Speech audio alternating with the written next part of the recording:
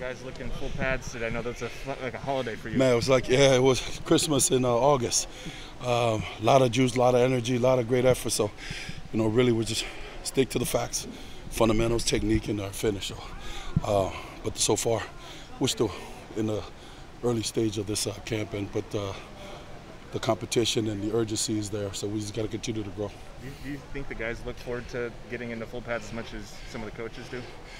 The way we're structured, the way our program is structured, it's not for everybody. So coming to Oregon, you embody that. And it's our job as coaches to reinforce the etiquette and how we approach everything. Because how we do anything is how we do everything.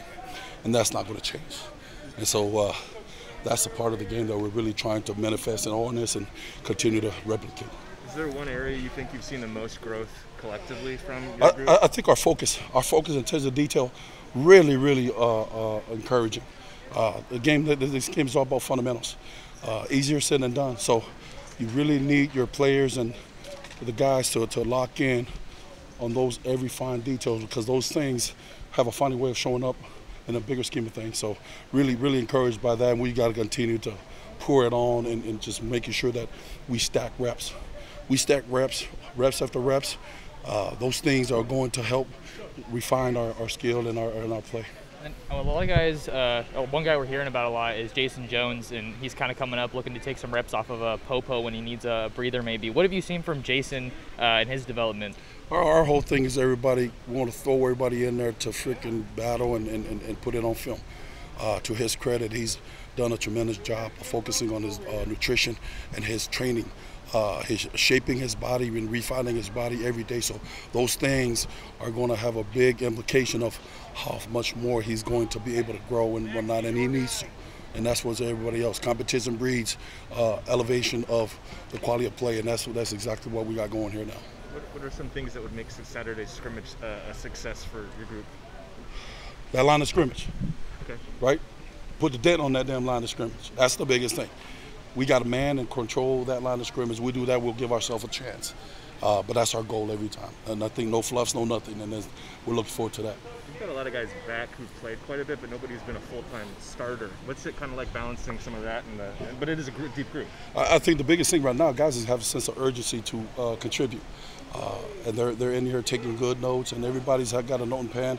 Nobody's sitting around. So the encouraging about as a group, everybody's helping each other, they're challenging each other, they're elevating each other. Also, again, when your number is called, you have to produce. It's a production league, production game, but it starts with the preparation in the classroom, in the meetings, and everything else off the field.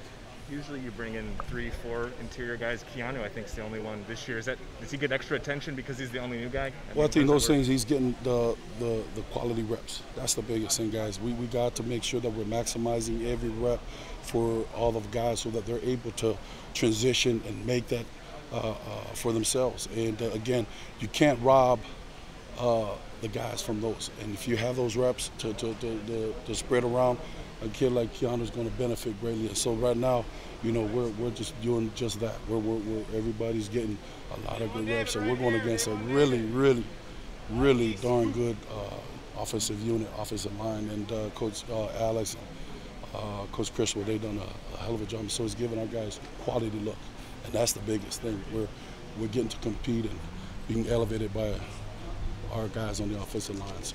Obviously, it's pretty smoky today. Did you guys as coaches take any precautions, or did you see any negative effects from the players? I'm going to let the pros, the professionals let us know when it's good or not so good.